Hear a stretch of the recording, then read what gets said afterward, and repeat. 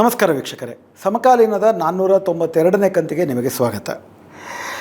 ಕರ್ನಾಟಕದ ಕಾಂಗ್ರೆಸ್ ಸರ್ಕಾರ ಸಾರ್ವಜನಿಕ ಗುತ್ತಿಗೆಗಳಲ್ಲಿ ಅಂದರೆ Karnataka transparency in public procurement act ಅಂದರೆ ಕನ್ನಡದಲ್ಲಿ ಕರ್ನಾಟಕದ ಸಾರ್ವಜನಿಕ ಸಂಗ್ರಹಣೆಗಳಲ್ಲಿ ಪಾರದರ್ಶಕತೆಯ ಅಧಿನಿಯಮಕ್ಕೆ ಒಂದು ತಿದ್ದುಪಡಿಯನ್ನು ತಂದು, ಅಂದರೆ ಕರ್ನಾಟಕ ಸರ್ಕಾರದ ನಿರ್ಮಾಣ ಚಟುವಟಿಕೆಗಳಲ್ಲಿ ಗುತ್ತಿಗೆಗಳನ್ನು ಕೊಡಬೇಕಾದ್ರೆ 1 ಕೋಟಿ ರೂಪಾಯಿ ತನಕ ನಡೆಯುವಂತಹ ಗುತ್ತಿಗೆಗಳಲ್ಲಿ ಮುಸ್ಲಿಮರಿಗೆ 4% ರಿಸರ್ವೇಷನ್ನ ಇಡಬೇಕು ಅನ್ನುವಂತಹ ಒಂದು ತಿದ್ದುಪಡಿಯನ್ನು KTTP ಆ್ಯಕ್ಟ್ನ 6ನೇ ಕಲಮಿಗೆ ತಿದ್ದುಪಡಿಯನ್ನು ತಂದು ಸದನದಲ್ಲಿ ಮಂಡಿಸಿದ್ರು.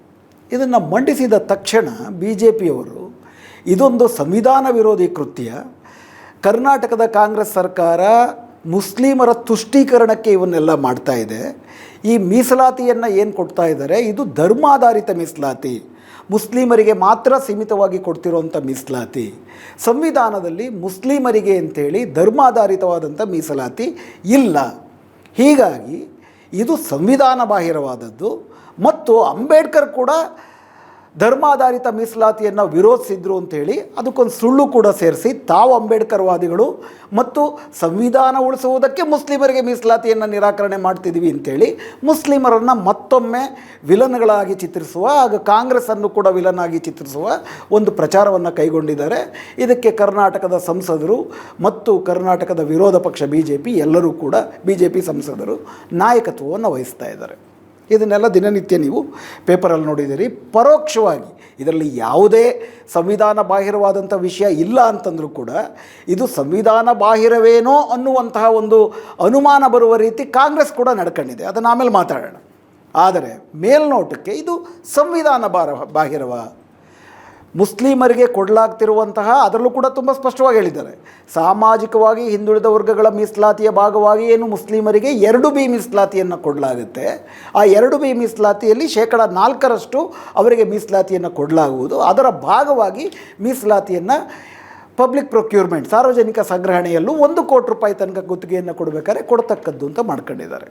ಈಗ ಈ ಪ್ರಶ್ನೆ ಇರುವುದು, ಮುಸ್ಲಿಮರಿಗೆ ಮೀಸಲಾತಿಯನ್ನು ಕೊಡ್ತಿರುವುದು ಕರ್ನಾಟಕದಲ್ಲಿ ಹೊಸದ, 2ನೇದು ಧರ್ಮಾಧಾರಿತವ, 3ನೇದು ಸಂವಿಧಾನ ಬಾಹಿರವ. ನಿಮ್ಮೆಲ್ಲರಿಗೂ ಕೂಡ ಗೊತ್ತಿರೋ ಹಾಗೆ ಕರ್ನಾಟಕದಲ್ಲಿ BJP ಸರ್ಕಾರವು 2008ರಿಂದ 2013 ತನಕ ಈ ರಾಜ್ಯವನ್ನು ಆಳಿದೆ. ಅದಾದ ನಂತರದಲ್ಲಿ 2019ರಿಂದ ಮತ್ತೆ ರಾಜ್ಯವನ್ನು ಆಳಿದೆ. ಆಗ 2022-23ರಲ್ಲಿ ಬೊಮ್ಮಾಯಿಯವರ ಸರ್ಕಾರ ಮಾತ್ರ ಏನು ಮುಸ್ಲಿಮರಿಗೆ ಸಾಮಾಜಿಕ ಹಿಂದುಳಿದ ವರ್ಗಗಳ ಭಾಗವಾಗಿ 2B ಮೀಸಲಾತಿ ಇತ್ತು, ಅದನ್ನು ಮುಸ್ಲಿಂ ವಿರೋಧಿ, ಅದನ್ನು ಸಂವಿಧಾನ ವಿರೋಧಿ ಅಂಥೇಳಿ ಹುಯಿಲನ್ನು ಎಬ್ಸಿದ್ರು. ಅದನ್ನು ಬಿಟ್ಟಂತೆ ಈ ರಾಜ್ಯದಲ್ಲಿ 1960ರಲ್ಲಿ ನಾಗನಗೌಡ ಸಮಿತಿ ಅಂತ ಏನು ನೇಮಕ ಆಯಿತು, ಅವಾಗಲಿಂದ ಮೊದಲುಗೊಂಡು ಇವತ್ತಿನವರೆಗೂ ಕೂಡ ಕರ್ನಾಟಕದಲ್ಲಿ ಮುಸ್ಲಿಮರಲ್ಲಿ ಅತಿ ಹಿಂದುಳಿದಂಥ ಸಮುದಾಯಗಳನ್ನು ಮತ್ತು ಅವ್ರಿಗೂ ಕೂಡ ಅಲ್ಲಿರುವಂಥ ಶ್ರೀಮಂತ ಕುಲೀನ ವರ್ಗಗಳಿಗೆ ಮೀಸಲಾತಿ ಇಲ್ಲ. ಆದರೆ ಇಡೀ ಮುಸ್ಲಿಂ ಸಮುದಾಯ ಹಿಂದೂ ಸಮುದಾಯದಲ್ಲಿರುವ ಇತರ ಜಾತಿಗಳಂತೆ, ಹಿಂದುಳಿದ ಜಾತಿಗಳಂತೆ ಒಂದು ಹಿಂದುಳಿದ ಜಾತಿಯೇ ಆಗಿದೆ. ಶೈಕ್ಷಣಿಕವಾಗಿ ಮತ್ತು ಸಾಮಾಜಿಕವಾಗಿ ಹಾಗೂ ಆರ್ಥಿಕವಾಗಿಯೂ ಕೂಡ ಹಿಂದುಳಿದಿರುವ ಜಾತಿಯಾಗಿದೆ. ಆದ್ದರಿಂದ ಒಂದು ಸಮುದಾಯವಾಗಿಯೇ ಅದು ಹಿಂದುಳಿದಿದೆ ಅಂತ ಪರಿಗಣಿಸಿ ಹಿಂದುಳಿದ ವರ್ಗಗಳ ಭಾಗವಾಗಿ ಅವರು ಮುಸ್ಲಿಮರೇ ಆಗಿದ್ದರೂ ಹಿಂದುಳಿದ ವರ್ಗವಾಗುತ್ತಾರೆ. ಇವೆರಡಕ್ಕೂ ವ್ಯತ್ಯಾಸ ಇದೆ. ನಮ್ಮ ಸಂವಿಧಾನದಲ್ಲಿ ತುಂಬ ಸ್ಪಷ್ಟವಾಗಿ ಆರ್ಟಿಕಲ್ 15 ಮತ್ತು ಆರ್ಟಿಕಲ್ 14 ಇದೆ. ಆರ್ಟಿಕಲ್ 15 ಮತ್ತು 16. ಆರ್ಟಿಕಲ್ 15/4ರಲ್ಲಿ ತುಂಬ ಸ್ಪಷ್ಟವಾಗಿ nothing in this article or in clause 2 of the article 29 shall prevent the state from making any special provision for the advancement of any socially and educationally backward classes of citizens for the scheduled caste or for the scheduled caste and the scheduled tribes. ಅಂದರೆ ಸಂವಿಧಾನಬದ್ಧವಾಗಿ, ಸಂವಿಧಾನದ ಬಗ್ಗೆ BJPನವ್ರು ಮಾತಾಡ್ತಾರಲ್ವ, ದಯವಿಟ್ಟು ಕೇಳಿಸ್ಕೋಬೇಕು. ಸಂವಿಧಾನ ಏನು ಹೇಳುತ್ತೆ article 15/4ರಲ್ಲಿ, nothing in this article shall prevent the state from making any special provisions, ಯಾವುದೇ ವಿಶೇಷವಾದಂಥ ಅವಕಾಶಗಳನ್ನು ಯಾರಿಗೆ, for the advancement of the any socially and educationally backward classes, ಸಾಮಾಜಿಕವಾಗಿ ಮತ್ತು ಶೈಕ್ಷಣಿಕವಾಗಿ ಹಿಂದುಳಿದಿರುವ ಯಾವುದೇ ವರ್ಗಗಳಿಗೆ ಅವರ ಉನ್ನತಿಗಾಗಿ ವಿಶೇಷ ಅವಕಾಶಗಳನ್ನು ರೂಪಿಸುವುದಕ್ಕೆ 15/4 ಅವಕಾಶವನ್ನು ಮಾಡಿಕೊಡ್ತದೆ. ಆರ್ಟಿಕಲ್ 15 ಕಾನೂನಿನ ಮುಂದೆ ಎಲ್ಲರೂ ಸಮಾನರು, ಸರ್ಕಾರ ಭೇದವನ್ನು ಮಾಡಬಾರ್ದು ಅಂತ ಹೇಳುತ್ತೆ. ಆದರೆ ಈ ಸಂವಿಧಾನಕ್ಕೆ ಆದಂಥ ಮೊದಲನೇ ತಿದ್ದುಪಡಿಯ ಪ್ರಕಾರವೇ ವಿಶೇಷವಾಗಿ ಹಿಂದುಳಿದವರು ಮುಂದುಳಿದವರು ಎಲ್ಲರೂ ಕೂಡ ಒಂದೇ ಅಂತ ಮಾಡೋಕ್ಕೆ ಬರೋದಿಲ್ಲ, ಅದು ಅಸಮಾನತೆ ಆಗುತ್ತೆ. ಈ ದೇಶದಲ್ಲಿ ಚಾರಿತ್ರಿಕ ಕಾರಣಗಳಿಗಾಗಿ ಕೆಲವು ಗುಂಪುಗಳು, ಸಮುದಾಯಗಳು, ಜಾತಿಗಳು, ಆದಿವಾಸಿಗಳು ವಿಶೇಷವಾದಂಥ ಕಾರಣಕ್ಕಾಗಿ ಶೈಕ್ಷಣಿಕವಾಗಿ ಸಾಮಾಜಿಕವಾಗಿ ಹಿಂದುಳಿದಿದ್ದಾರೆ. ಅವರ ಶೈಕ್ಷಣಿಕ ಸಾಮಾಜಿಕ ಹಿಂದುಳಿಯುವಿಕೆಯನ್ನು ನಿವಾರಿಸಿ ಅವರಿಗೆ ಉನ್ನತಿಯನ್ನು ತಂದುಕೊಡುವುದಕ್ಕಾಗಿ ವಿಶೇಷವಾದಂಥ ಅವಕಾಶಗಳನ್ನು ರೂಪಿಸುವುದಕ್ಕೆ ಸಂವಿಧಾನವೇ ಅವಕಾಶವನ್ನು ಕಲ್ಪಿಸಿಕೊಟ್ಟಿದೆ. ಅದರ ಭಾಗವಾಗಿಯೇ ಕರ್ನಾಟಕದಲ್ಲಿ ಇವತ್ತಿನವರೆಗೂ ಕೂಡ ಪ್ರಾರಂಭದಲ್ಲಿ 2 ತಿಂಗಳ ಕಾಲ ಬೊಮ್ಮಾಯಿ ಸರ್ಕಾರ 2023ರಲ್ಲಿ ಮುಸ್ಲಿಮರಿಗೆ ಸಾಮಾಜಿಕ ಹಿಂದುಳಿದ ವರ್ಗದ ಭಾಗವಾಗಿ ಮೀಸಲಾತಿಯನ್ನು ನಿರಾಕರಿಸಿದ್ದನ್ನು ಬಿಟ್ಟರೆ ಇದುವರೆಗೂ ಕೂಡ ಮುಸ್ಲಿಮರು ಹಿಂದುಳಿದ ವರ್ಗಗಳ ಭಾಗವಾಗಿ ಪರಿಗಣಿಸಲ್ಪಟ್ಟು ಮೀಸಲಾತಿಯನ್ನು ಪಡೆಯುತ್ತಿದ್ದಾರೆ. ಇದು ಹೊಸದಲ್ಲ, ಇದು ಮೊದಲನೇ ವಿಷಯ. ಆ ಮೀಸಲಾತಿ ನಿರ್ದಿಷ್ಟವಾಗಿ ಶಿಕ್ಷಣ ಮತ್ತು ಉದ್ಯೋಗದಲ್ಲಿ ದೊರಕ್ತಾ ಇತ್ತು. ಗುತ್ತಿಗೆಗಳಲ್ಲಿ ಹೊಸ ವಿಷಯ ಅದು. ಗುತ್ತಿಗೆ ಎನ್ನುವಂಥದ್ದು ಎನಿ ಎಕನಾಮಿಕ್ ಅಡ್ವಾನ್ಸ್ಮೆಂಟ್ಗೆ ಬೇಕಾಗಿರುವ ಯಾವುದೇ ಸ್ಪೆಷಲ್ ಪ್ರಾವಿಷನ್ ಅದರ ಭಾಗವಾಗಿ ಸರ್ಕಾರ ಇದನ್ನು ಪರಿಗಣಿಸಿದೆ. ಶಿಕ್ಷಣ ಮತ್ತು ಉದ್ಯೋಗಗಳಿಗೆ ನಿರ್ದಿಷ್ಟವಾಗಿ 16/4 ಏನಿದೆ ಅದನ್ನು ಅನ್ವಯಿಸಲಾಗುತ್ತೆ. 15/4 ಇನ್ನಿತರವಾದಂಥ ಅವಕಾಶಗಳನ್ನು ಕಲ್ಪಿಸ್ಬೋದು ಅಂತ ಸ್ಪಷ್ಟವಾಗಿ ಅವಕಾಶವನ್ನು ಕೊಡುತ್ತೆ. ಹೀಗಾಗಿ ವಿಷಯ ಏನಪ್ಪ ಅಂದರೆ, ನಮ್ಮ ಸಂವಿಧಾನ ಈ ದೇಶದಲ್ಲಿ ಸಾಮಾಜಿಕವಾಗಿ ಶೈಕ್ಷಣಿಕವಾಗಿ ಹಿಂದುಳಿದ ವರ್ಗಗಳು ಅಂತ ಪರಿಗಣಿಸಲ್ಪಟ್ಟಂಥ ಸಮುದಾಯಗಳಿಗೆ ವಿಶೇಷವಾದಂಥ ಅವಕಾಶವನ್ನು ಕಲ್ಪಿಸಿಕೊಡುವುದನ್ನು ನಿರಾಕರಿಸುವುದಿಲ್ಲ. ವಿಶೇಷ ಅವಕಾಶವನ್ನು ಕಲ್ಪಿಸಿಕೊಡುವುದೇ ಸಂವಿಧಾನ ಬದ್ಧತೆ, ಅದನ್ನು ನಿರಾಕರಿಸುವುದೇ ಸಂವಿಧಾನ ವಿರೋಧವಾದದ್ದು. ಸೊ ಇವಾಗ ಉಳ್ಕೊಳ್ಳುವ ಪ್ರಶ್ನೆ ಏನು, ಹಾಗಿದ್ದ ಪಕ್ಷದಲ್ಲಿ ಮುಸ್ಲಿಮರು ಸಾಮಾಜಿಕವಾಗಿ ಶೈಕ್ಷಣಿಕವಾಗಿ ಹಿಂದುಳಿದವರ ಅಲ್ವಾ? ಯಾಕಂದರೆ ಇದರಲ್ಲಿರೋ ಪ್ರಶ್ನೆ OBC ಅಂತ ಏನು ಕರೀಲಾಗ್ತದೆ, ಅದರ್ ಬ್ಯಾಕ್ವರ್ಡ್ ಕ್ಯಾಸ್ಟ್ ಅಲ್ಲ, ಅದು ಅದರ್ ಬ್ಯಾಕ್ವರ್ಡ್ ಕ್ಲಾಸಸ್.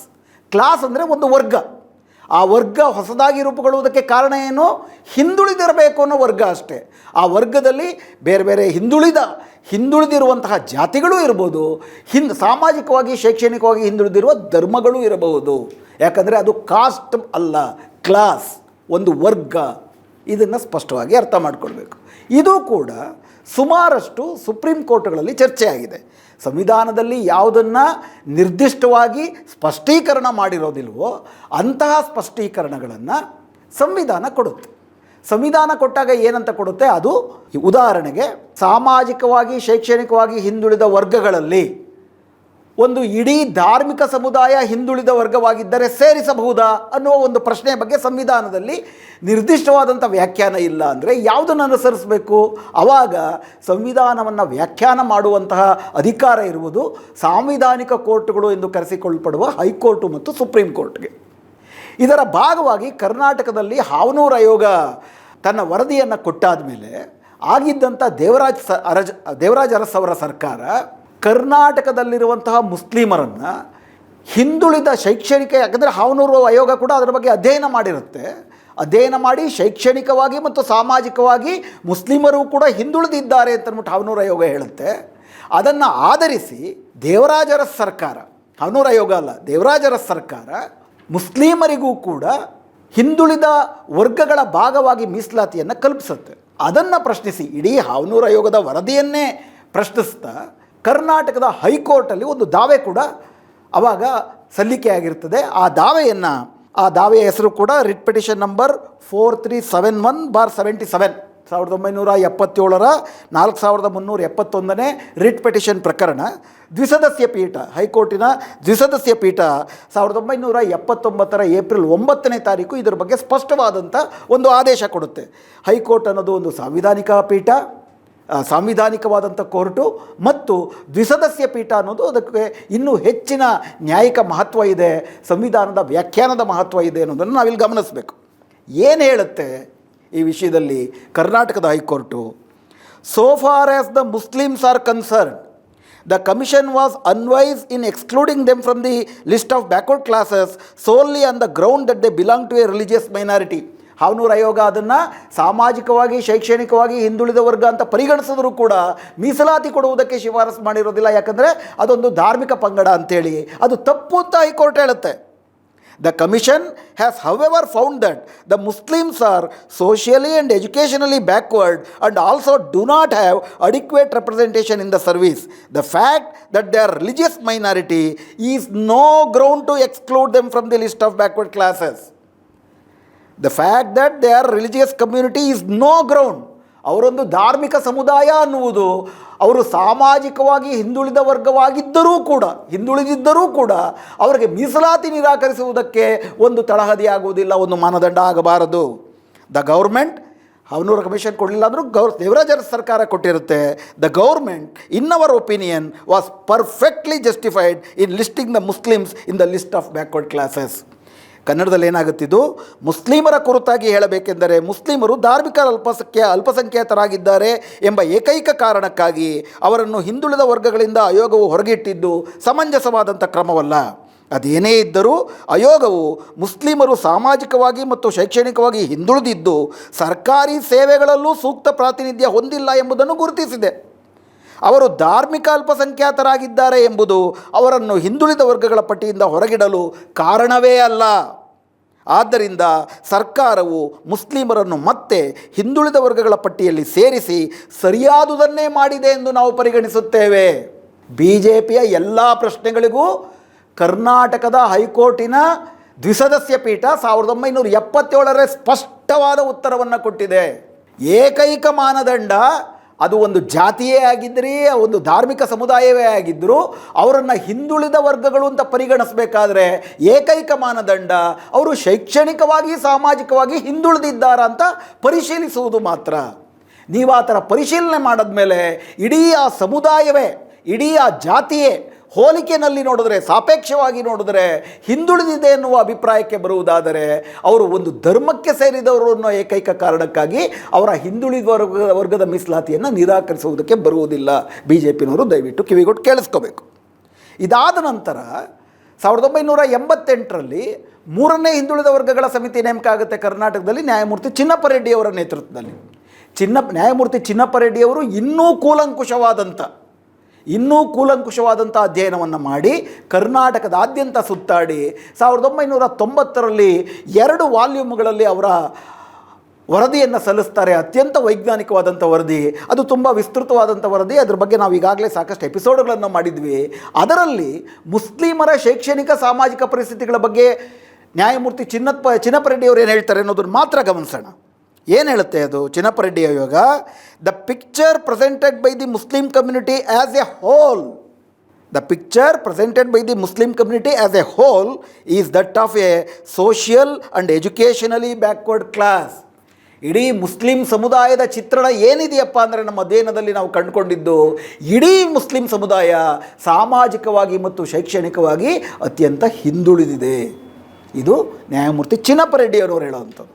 ಮುಂದುವರೆದು 1992ರಲ್ಲಿ ಮಂಡಲ್ ಕಮಿಷನ್ ಏನು ವರದಿ ಕೊಡ್ತು, ಆ ವರದಿಯನ್ನು ಆಚರಣೆಗೆ ತರುವುದರ ಬಗ್ಗೆ ಆಚರಣೆಗೆ ತರುವುದಕ್ಕೆ VP ಸಿಂಗ್ ಸರ್ಕಾರ ಆದೇಶವನ್ನು ಕೊಟ್ಟಿತ್ತು. ಅದನ್ನು ಪ್ರಶ್ನಿಸಿ ಸುಪ್ರೀಂ ಕೋರ್ಟ್ನಲ್ಲಿ ದಾವೆ ಮಣ್ಣೆ ಆಗಿತ್ತು. ಆವಾಗ 9 ಜನರ ಸುಪ್ರೀಂ ಕೋರ್ಟ್ ನ್ಯಾಯಾಧೀಶರ ಸಾಂವಿಧಾನಿಕ ಪೀಠ, 9 ಜನರ ಸಾಂವಿಧಾನಿಕ ಪೀಠ ಅಂದರೆ ಪ್ರಾಯಶಃ ಒಂದು ಸಂವಿಧಾನವನ್ನು ವ್ಯಾಖ್ಯಾನ ಮಾಡುವುದಕ್ಕೆ ಅತ್ಯುಚ್ಚವಾದಂಥ ಪೀಠ, ಅದು ಸ್ಪಷ್ಟವಾಗಿ ಏನು ಹೇಳಿದೆ, the inadequate representation is not confined to any specific section of the people but all those who fall under the group of social backwardness, whether they are Shudras of the Hindu community or similarly situated other backward classes of people in other communities, namely Muslim, Sikhs, Christians, etc.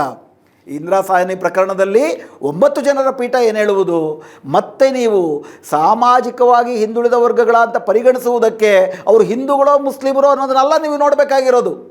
ಯಾವುದೇ ಧರ್ಮಕ್ಕೆ ಸೇರಿದ್ದರೂ ಕೂಡ ಅವರ ಸಾಮಾಜಿಕ ಶೈಕ್ಷಣಿಕ ಪರಿಸ್ಥಿತಿ ಒಂದೇ ಥರ ಇದೆಯಾ?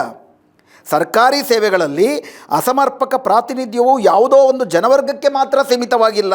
ಅವರ ತೀರ್ಪಿನ ಸಾರಾಂಶ ಸಾಮಾಜಿಕವಾಗಿ ಮತ್ತು ಶೈಕ್ಷಣಿಕವಾಗಿ ಹಿಂದುಳಿದ ವರ್ಗಕ್ಕೆ ಸೇರಿರುವ ಎಲ್ಲರಿಗೂ ಅದು ಸಮಾನವಾಗಿ ಅನ್ವಯ ಆಗುತ್ತದೆ.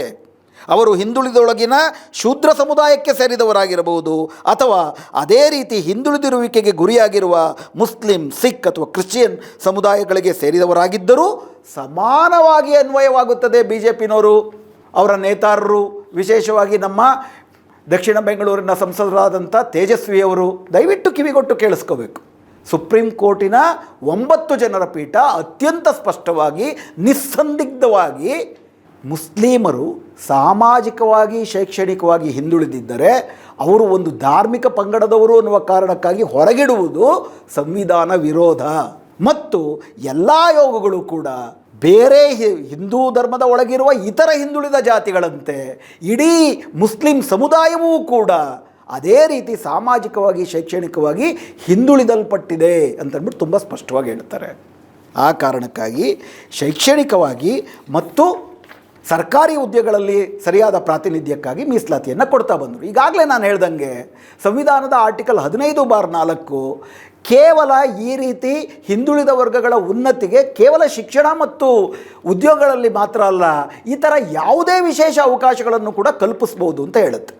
ಅದರ ಭಾಗವಾಗಿಯೇ ನೀವು ಉದಾಹರಣೆಗೆ ಕರ್ನಾಟಕದ ಆ್ಯಕ್ಟ್ ನಂಬರ್ 29 ಆಫ್ 2024 ನಿಮ್ಮ ಪರದೆಯ ಮೇಲೆ ಬರುತ್ತೆ, ನೀವು ನೋಡ್ಬೋದು. ಅದರಲ್ಲಿ ಇದಕ್ಕೆ ಮುಂಚೆ ಅಂದರೆ ಇವಾಗ ಮುಸ್ಲಿಮರಿಗೆ ಮೀಸಲಾತಿ ಕೊಡುವುದಕ್ಕೆ ಮುಂಚೆ 2024ರಲ್ಲಿ ಮತ್ತೊಂದು ಕಾಯ್ದೆಯನ್ನು ಇದೇ KTTPಗೆ, Karnataka transparency in public procurement, ಸಾರ್ವಜನಿಕ ಸಂಗ್ರಹಗಳಲ್ಲಿ ಪಾರದರ್ಶಕತೆ ಕಾಯ್ದೆಗೆ ಸೆಕ್ಷನ್ 6ಕ್ಕೆ ತಿದ್ದುಪಡಿ ತಂದಿದ್ದರು. ತಿದ್ದುಪಡಿಯ ಉದ್ದೇಶ ಏನಿತ್ತು? ಸ್ಟೇಟ್ಮೆಂಟ್ ಆಫ್ ಆಬ್ಜೆಕ್ಟ್ಸ್ ಏನು ಹೇಳುತ್ತೆ, ತಮ್ಮ ಪರದೆ ಮೇಲೆ ಬರುತ್ತೆ ನೋಡ್ಬೋದು. It is considered necessary to amend the Karnataka transparency in public procurement act 1999 to overcome the unemployment problem in the backward classes and to encourage their participation in such number of works not exceeding 4% of persons belonging to category 1 backward classes and not exceeding 15% of the persons belonging to category 2A of backward classes out of the total number of government constructions works up to ₹1 crore. ಏನು ಹೇಳ್ತಾ ಇದ್ದಾರೆ? ಸಾಮಾಜಿಕವಾಗಿ ಹಿಂದುಳಿದ ವರ್ಗಗಳಲ್ಲಿರುವ ನಿರುದ್ಯೋಗವನ್ನು ನಿವಾರಣೆ ಮಾಡುವ ಒಂದು ಉಪಕ್ರಮದ ಭಾಗವಾಗಿ ಸಾಮಾಜಿಕ ಹಿಂದುಳಿದ ವರ್ಗಗಳಲ್ಲಿ ಏನು ಪ್ರವರ್ಗ 1ರಲ್ಲಿ ಸೇರಿಸಲಾಗಿದೆ ಆ ಜಾತಿಗಳಿಗೆ 4% ಮತ್ತು ಪ್ರವರ್ಗ 2A ಏನು ಸೇರಿಸಲಾಗಿದೆ ಆ ಜಾತಿಗಳಿಗೆ ಸಂಬಂಧಪಟ್ಟವರಿಗೆ 15% ಮೀಸಲಾತಿಯನ್ನು ಕೊಟ್ಟು, ಏನು ಸಾರ್ವಜನಿಕ ಸಂಗ್ರಹಣೆ ಗುತ್ತಿಗೆಗಳಲ್ಲಿ, ಖರೀದಿ ಗುತ್ತಿಗೆಗಳಲ್ಲಿ 1 ಕೋಟಿಯಷ್ಟು ಖರೀದಿಯ ತನಕ ಈ ಥರ ಅವರಿಗೆ ಮೀಸಲಾತಿ ಕೊಡಬೇಕು. ಇದರ ಬಗ್ಗೆ ಯಾವ ವಿರೋಧ ಪಕ್ಷವೂ ಮಾತಾಡಿರಲಿಲ್ಲ. ಪ್ರವರ್ಗ 1ದಲ್ಲಿರೋ ಜಾತಿಗೆ, ಪ್ರವರ್ಗ 2A ಜಾತಿಗಳಿಗೆ ಗುತ್ತಿಗೆಗಳಲ್ಲಿ ಈ ಥರ ಮೀಸಲಾತಿ ಯಾಕೆ ಕೊಟ್ಟರು ಅಂತಂದರೆ, ಆ ಸಮುದಾಯದಲ್ಲಿ ಶೈಕ್ಷಣಿಕ ಮತ್ತು ಸಾಮಾಜಿಕ ಹಿಂದುಳಿದುವಿಕೆಯನ್ನು ಮೆಟ್ಟಿ ಬರಬೇಕು ಅಂತಂದರೆ ಗುತ್ತಿಗೆ ಮೀಸಲಾತಿ, ಖರೀದಿ ಮೀಸಲಾತಿ ಕೂಡ ಅನುಕೂಲ ಮಾಡಿಕೊಡುತ್ತೆ ಅಂತ. ಪ್ರವರ್ಗ 1, ಪ್ರವರ್ಗ 2A ಎರಡೂ ಹಿಂದುಳಿದವರು, ಸಾಮಾಜಿಕವಾಗಿ ಹಿಂದುಳಿದವರು ಅಂದರೆ ಅದೇ ರೀತಿ ಸಾಮಾಜಿಕವಾಗಿ ಹಿಂದುಳಿದಿರುವಂತಹ 2B ಮುಸ್ಲಿಮರಿಗೂ ಕೂಡ ಅದು ಅನ್ವಯಿಸುತ್ತೆ. ಪ್ರವರ್ಗ 1 ಮತ್ತು ಪ್ರವರ್ಗ 2A ಹಿಂದುಳಿದವರ ಭಾಗವಾಗಿ ಕೊಟ್ಟಾಗ ಬಾಯಿ ಮುಚ್ಕೊಂಡಿದ್ದಂಥ ವಿರೋಧ ಪಕ್ಷಗಳು ಪ್ರವರ್ಗ 2B ಹಿಂದುಳಿದಿದ್ದಾರೆ ಎನ್ನುವ ಕಾರಣಕ್ಕಾಗಿಯೇ, ಅವರಲ್ಲಿರುವ ನಿರುದ್ಯೋಗವನ್ನು ನಿವಾರಣೆ ಮಾಡಬೇಕು ಅನ್ನುವ ಕಾರಣಕ್ಕಾಗಿಯೇ, ಸಾಂವಿಧಾನಿಕವಾಗಿ 15/4ರಲ್ಲಿ ಅವಕಾಶ ಇರುವ ಕಾರಣಕ್ಕಾಗಿಯೇ, ಮತ್ತು ಇಂದಿರಾ ಸಾಹ್ನಿ ಪ್ರಕರಣದಲ್ಲಿ ಸುಪ್ರೀಂ ಕೋರ್ಟು, ಕರ್ನಾಟಕದ ಹೈಕೋರ್ಟು ಎಲ್ಲವೂ ಕೂಡ ಮುಸ್ಲಿಮರು ಹಿಂದುಳಿದ ವರ್ಗಗಳ ಭಾಗ ಅಂತ ಸ್ಪಷ್ಟವಾಗಿ ಘೋಷಿಸಿರುವ ಕಾರಣಕ್ಕಾಗಿಯೇ ಅವರಿಗೆ ಮೀಸಲಾತಿಯನ್ನು ಕೊಟ್ಟಿದ್ದಾರೆ. ಇದು ಧರ್ಮಾಧಾರಿತ ಮೀಸಲಾತಿ ಹೆಂಗಾಗುತ್ತೆ? ಇದು ಸಾಮಾಜಿಕವಾಗಿ, ಶೈಕ್ಷಣಿಕವಾಗಿ ಹಿಂದುಳಿದ ವರ್ಗಕ್ಕೆ ಸೇರಿರುವ ಮುಸ್ಲಿಮರಿಗೆ ನೀಡಿರುವ ಮೀಸಲಾತಿ. ಇದನ್ನು ಬೊಮ್ಮಾಯಿ ಸರ್ಕಾರ ಪ್ರಶ್ನೆ ಮಾಡ್ತು ಸುಪ್ರೀಂ ಕೋರ್ಟಲ್ಲಿ. ಇದರ ವಿರುದ್ಧ ಕರ್ನಾಟಕ ಸರ್ಕಾರ 4% 2B ಮೀಸಲಾತಿಯನ್ನೇ ರದ್ದು ಮಾಡಿ ಇಡೀ ಮುಸ್ಲಿಮರನ್ನು ನೀವು ಜನರಲ್ ಮೆರಿಟಲ್ಲಿ ತೊಗೋಬೇಕು, 10% ಮೀಸಲಾತಿ ಏನು ಬ್ರಾಹ್ಮಣರು ಕೊಡಲಾಗಿದೆ ಅದರಲ್ಲಿ ನೀವು ಕಾಂಪೀಟ್ ಮಾಡಿ ಅಂತ ಹೇಳಿದಾಗ ಸುಪ್ರೀಂ ಕೋರ್ಟಲ್ಲಿ ಈ ದಾವೆ ಹೋಯಿತು. ಸುಪ್ರೀಂ ಕೋರ್ಟಲ್ಲಿ ಆಗ 2023 ಮಾರ್ಚಲ್ಲಿ ಸುಪ್ರೀಂ ಕೋರ್ಟ್ನ ದ್ವಿಸದಸ್ಯ ಪೀಠ, ಕರ್ನಾಟಕದವರೇ ಆದಂಥ ಜಸ್ಟಿಸ್ ನಾಗರತ್ನಮ್ಮ ಮತ್ತು ಜಸ್ಟಿಸ್ KM ಜೋಸೆಫ್ ಇವರಿಬ್ಬರ ದ್ವಿಸದಸ್ಯ ಪೀಠದ ಮುಂದೆ ಬಂದಾಗ ಅಲ್ಲೂ ಕೂಡ ಕರ್ನಾಟಕದ ಪರವಾಗಿ ವಾದ ಮಾಡಿದಂಥ ತುಷಾರ್ ಮೆಹ್ತಾ ಅನ್ನುವಂತಹ ಸರ್ಕಾರಿ ವಕೀಲರು ಮುಸ್ಲಿಮರಿಗೆ ಕೊಡ್ತಿರೋದು ಧಾರ್ಮಿಕ ಮೀಸಲಾತಿ, ಸಂವಿಧಾನದಲ್ಲಿ ಧಾರ್ಮಿಕ ಮೀಸಲಾತಿಗೆ ಅವಕಾಶ ಇಲ್ಲ ಅಂತ ವಾದ ಮಾಡೋಕ್ಕೆ ಹೋದಾಗ ಜಸ್ಟಿಸ್ ನಾಗರತ್ನಮ್ಮ ಮತ್ತು ಜಸ್ಟಿಸ್ KM ಜೋಸೆಫ್ ಅವರು ತುಂಬಿದ ಕೋರ್ಟಿನಲ್ಲಿ ಓಪನ್ ಆಗಿ ಇದನ್ನು ಖಡಾಖಂಡಿತವಾಗಿ ಖಂಡಿಸ್ತಾರೆ. ಪದೇ ಪದೇ ಜನರನ್ನು ತಪ್ಪು ದಾರಿಗೆ ಎಳಿಬೇಡಿ. ಇದು ಧರ್ಮಾಧಾರಿತ ಮೀಸಲಾತಿ ಅಲ್ಲ, ಇದು ಹಿಂದುಳಿದ ವರ್ಗಗಳಿಗೆ ಕೊಡಲಾಗಿರುವ ಮೀಸಲಾತಿ ಮತ್ತು ಧರ್ಮಾಧಾರಿತ ಮೀಸಲಾತಿ ಕೊಡಲಾಗಿದೆ ಅಂತೇಳಿ ಸುಪ್ರೀಂ ಕೋರ್ಟಲ್ಲಿ ಕೇಸ್ ಇರಬೇಕಾದ್ರೆ ನೀವು ಬೀದಿಗಳಲ್ಲಿ ಪ್ರಚಾರ ಮಾಡಬಾರ್ದು ಅನ್ನೋ ಎಚ್ಚರಿಕೆಯನ್ನು ಕೊಡ್ತಾರೆ. ಯಾಕಂದರೆ ನಿಮಗೆ ಜ್ಞಾಪಕ ಇರ್ಬೋದು, 2023ರಲ್ಲಿ ಕರ್ನಾಟಕದಲ್ಲಿ ವಿಧಾನಸಭಾ ಚುನಾವಣೆ ನಡೀತಿರಬೇಕಾದ್ರೆ ಈ ಥರ ಮುಸ್ಲಿಮರ ತುಷ್ಟೀಕರಣ ಮಾಡ್ತಿದ್ದಾರೆ ಕಾಂಗ್ರೆಸ್ನವರು. ನೋಡಿ 2B ಮೀಸಲಾತಿ ಕೊಟ್ಬಿಟ್ಟಿದ್ದಾರೆ, ನಾವು ನೋಡಿ 2B ಮೀಸಲಾತಿಯನ್ನು ಒಕ್ಕಲಿಗರಿಗೆ ಲಿಂಗಾಯತರಿಗೆ ಹಂಚ್ಬಿಟ್ಟು ನಾವು ಹಿಂದೂಗಳ ಪರ ಅಂತೇಳಿ ಅದನ್ನು ಚುನಾವಣಾ ಪ್ರಚಾರ ಮಾಡ್ಕೊಳ್ಳೋದಕ್ಕೆ ಅಮಿತ್ ಶಾ ಅನ್ನುವಂತಹ ಈ ದೇಶದ ಗೃಹ ಮಂತ್ರಿ, ನರೇಂದ್ರ ಮೋದಿ ಅನ್ನುವ ಈ ದೇಶದ ಪ್ರಧಾನಮಂತ್ರಿ ಆದಿಯಾಗಿ ಮುಖ್ಯಮಂತ್ರಿಗಳು, ಈ BJPನವರು ಎಲ್ಲರೂ ಪ್ರಚಾರ ಮಾಡ್ತಿದ್ರು. ಸುಪ್ರೀಂ ಕೋರ್ಟು ಅವರಿಗೆ ಛೀಮಾರಿ ಹಾಕುತ್ತೆ. ಸುಪ್ರೀಂ ಕೋರ್ಟಲ್ಲಿ ನಡೀತಾ ಇದೆ ಚರ್ಚೆ, ನೀವು ಇದನ್ನು ರಾಜಕೀಯಕ್ಕೆ ಬಳಸ್ಕೊಳ್ಬಾರ್ದು. ಎರಡನೇದಾಗಿ ಓರಲ್ ಅವ್ರು ಮಾಡಿದ ರಿಮಾರ್ಕ್ಸು ಕೂಡ ಇದು ಧರ್ಮಾಧಾರಿತ ಮೀಸಲಾತಿ ಅಲ್ಲ, ಸಾಮಾಜಿಕವಾಗಿ ಹಿಂದುಳಿದ ವರ್ಗಗಳ ಮೀಸಲಾತಿ. ಹೀಗಾಗಿ ನಿಮ್ಮ ಆದೇಶಕ್ಕೆ ನಾವೇ ತಡೆಯಾಜ್ಞೆ ಕೊಡ್ತೀವಿ ಅಥವಾ ನೀವೇ ಈ ಆದೇಶವನ್ನು ಹಿಂತೆಗೆದುಕೊಳ್ತೀರಾ ಅಂತ ಬಿಟ್ಕೊಡ್ತಾರೆ. ಆಗ ಸರ್ಕಾರ, ಸುಪ್ರೀಂ ಕೋರ್ಟು ತನ್ನ ಅಂತಿಮ ಆದೇಶ ಕೊಡುವವರೆಗೆ ತನ್ನ ಈ ಹೊಸ ಆದೇಶ ಏನಿದೆ ಅದನ್ನು ಜಾರಿಗೆ ತರುವುದಿಲ್ಲ ಅಂತಂದ್ಬಿಟ್ಟು ಬರ್ಕೊಡ್ತಾರೆ. ಇದು ಛೀಮಾರಿ ಹಾಕಿ ಕರ್ನಾಟಕದ BJP ಸರ್ಕಾರ ಸುಪ್ರೀಂ ಕೋರ್ಟಲ್ಲಿ ಕೊಟ್ಟಿರುವಂತಹ ಒಂದು ಮುಚ್ಚಳಿಕೆ. ಹೀಗಿರಬೇಕಾದ್ರೆ ಈಗ ಮತ್ತೆ ಇದು ಧರ್ಮಾಧಾರಿತ ಮೀಸಲಾತಿ ಅಂತ ಹುಯಿಲೆಬ್ಬಿಸ್ತಿರೋದು ದೊಡ್ಡ ಒಂದು ಕೋಮುವಾದಿ ದುರುದ್ದೇಶ. ಕರ್ನಾಟಕದ ಸಕಲರು, ಎಲ್ಲ ಹಿಂದುಳಿದ ಜಾತಿಗಳು ಕೂಡ ಒಟ್ಟಿಗೆ ಇದನ್ನು ವಿರೋಧಿಸಬೇಕು.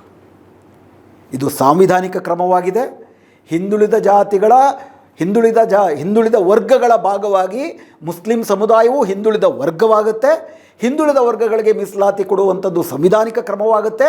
ಅದನ್ನು ವಿರೋಧಿಸುವುದೇ ಸಂವಿಧಾನ ಬಾಹಿರ ಕ್ರಮವಾಗುತ್ತೆ. ಆದ್ದರಿಂದ BJPನವರು ಸಂವಿಧಾನ ವಿರೋಧಿಗಳೇ ಹೊರತು 2B ಭಾಗವಾಗಿ ಸಾಮಾಜಿಕ ಹಿಂದುಳಿದ ವರ್ಗಗಳ ಭಾಗವಾಗಿ ಮುಸ್ಲಿಮರಿಗೂ ಕೂಡ ಮೀಸಲಾತಿ ಕಲ್ಪಿಸಿದಂಥ ಕಾಂಗ್ರೆಸ್ ಸರ್ಕಾರದ ಕ್ರಮ ಸಂವಿಧಾನ ಬಾಹಿರ ಅಲ್ಲ. ಆದರೆ ಇದರಲ್ಲಿ ಜೊತೆಗೊಂದೇನು, ಯಾವಾಗ ಆ್ಯಕ್ಟ್ 2024 ಏನು ಮಾಡಿದ್ರು ಆವಾಗ ಕಾಂಗ್ರೆಸ್ ಸರ್ಕಾರ ಪ್ರವರ್ಗ 1 ಮತ್ತು ಪ್ರವರ್ಗ 2Aಗೆ ಮೀಸಲಾತಿ ಕಲ್ಪಿಸ್ಬೇಕಾದ್ರೇ ಪ್ರವರ್ಗ 2Bನೂ ಆವಾಗಲೇ ಸೇರಿಸ್ಬೋದಾಗಿತ್ತು.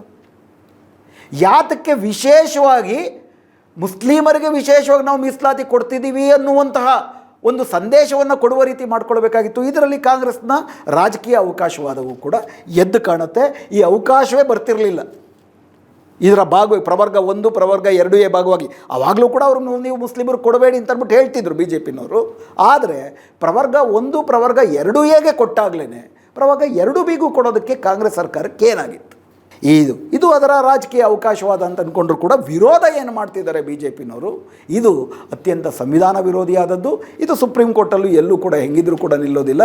ಅಂತಿಮವಾಗಿ ವಿಶೇಷವಾಗಿ ಏನಾಗಿದೆ, ಇವತ್ತು 2B ಮೀಸಲಾತಿ ಏನು ಸಾಮಾಜಿಕ ಹಿಂದುಳಿದ ವರ್ಗಗಳ ಭಾಗವಾಗಿ ಮುಸ್ಲಿಮರಿಗೆ ಕರ್ನಾಟಕದಲ್ಲಿ ಕೊಡಲಾಗ್ತಿತ್ತು, ಈ ರೀತಿ ಹಿಂದುಳಿದ ವರ್ಗಗಳ ಭಾಗವಾಗಿ ಬೇರೆ ಬೇರೆ ರಾಜ್ಯಗಳಲ್ಲಿ ಮೀಸಲಾತಿ ಕೊಡ್ತಿರೋದು ಎಲ್ಲ ಪ್ರಶ್ನೆಗಳು ಸುಪ್ರೀಂ ಕೋರ್ಟಲ್ಲಿ ಒಂದೇ ಬಗೆಯ ದಾವೆಗಳಾಗಿ ಸುಪ್ರೀಂ ಕೋರ್ಟಲ್ಲಿ ಇನ್ನೂ ಕೂಡ ನೆನೆಗುದಿಗೆ ಬಿದ್ದಿದೆ.